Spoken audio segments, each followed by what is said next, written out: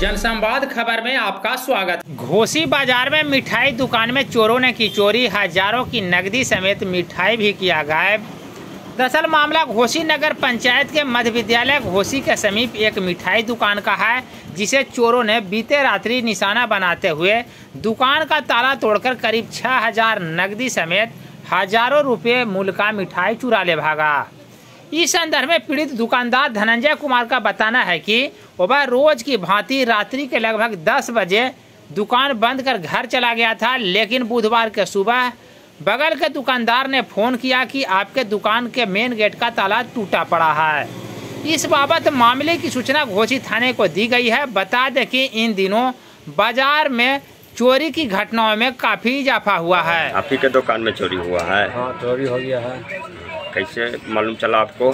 मालूम चला 4:30 बजे भोर में फ़ोन जब किया कि लाइट जल रहा था, तो देखे हम नहीं थे, तो फिर खबर किया तो मालूम हुआ। कौची ले गया? हमारा गल्ला का पेटी था पैसा का, जो लेकर भाग गया, जिसमें 5-6 हज़ार था करीबन। नाम का हुआ? धनंजय कुमार।